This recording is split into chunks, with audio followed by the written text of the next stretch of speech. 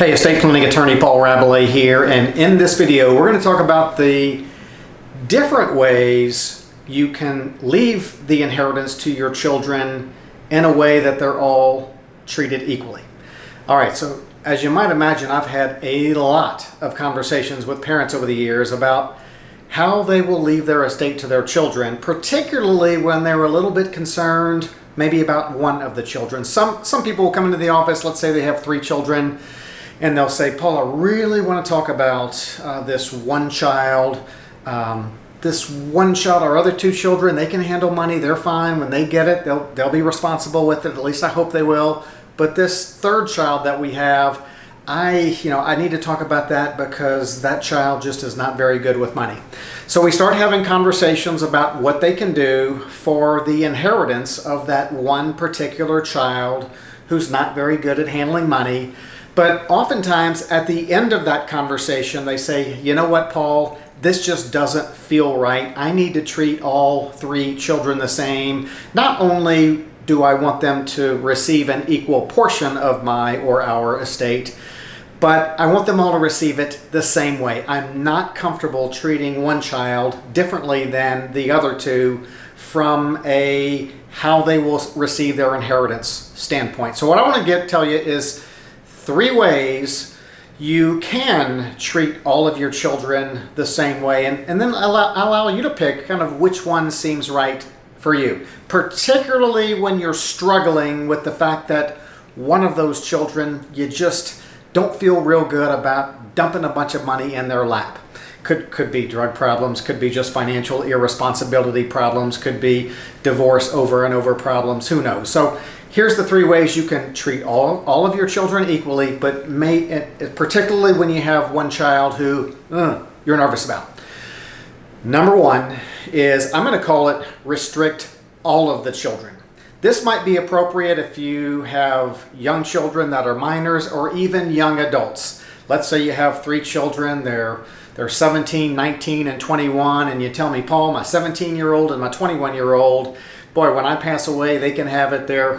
They got a good head on their shoulders, they're responsible, they save. But my 19-year-old, Paul, boy, I wouldn't want that child to get, a big chunk of money all at once.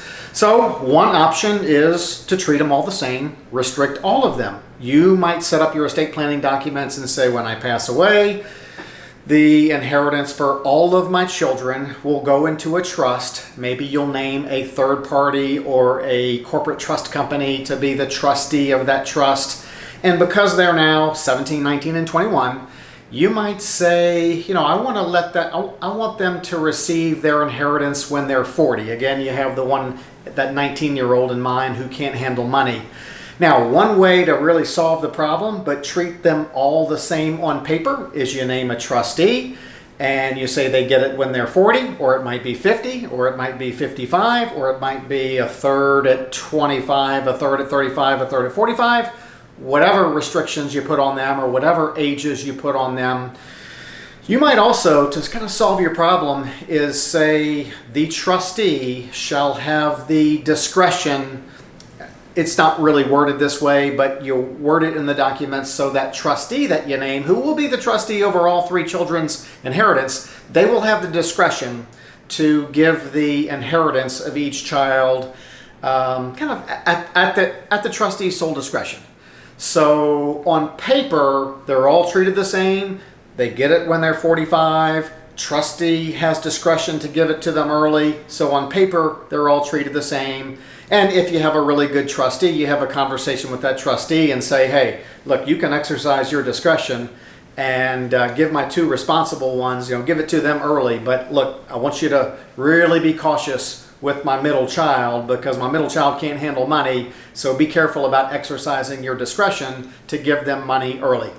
That's one way to treat them all the same, but address that problem in case you have that one child who really can't handle an inheritance.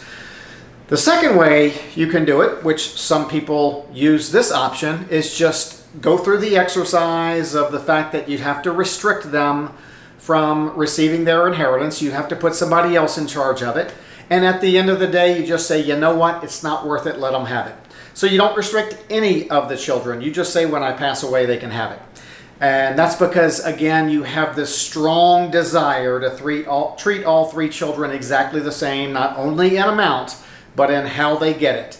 So you don't want to kind of penalize or restrict the two responsible ones by putting it in a trust for them, not giving them access to it. You don't want to penalize them because you have one somewhat irresponsible child and you want to treat all three of them exactly the same. So some people, they go through this exercise. What can I do? I have an irresponsible child. We go through the exercise. Yes, you could leave it in trust for them. They say it's not worth it. I have two really responsible children.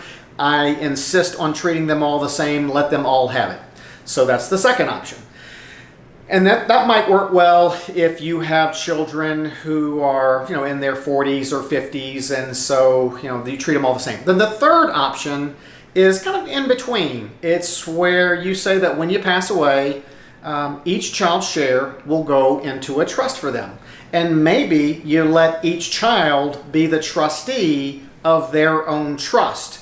Now, the irresponsible child still could go hog wild with the money, but it could add a layer of protection for that troubled child without penalizing the responsible children. For example, if it goes into a trust for the irresponsible child and the irresponsible child is the trustee of that trust, it may help make that inheritance divorce-proof if that child has had divorce problems. And you may even be able to state that when your child dies, if there's anything left in your child's trust, then that trust would go on down for the benefit of your child's children. So if keeping it in the bloodlines is important, that could be another reason to set it all up. All goes in trust for the children. Each child can be the trustee of their own trust.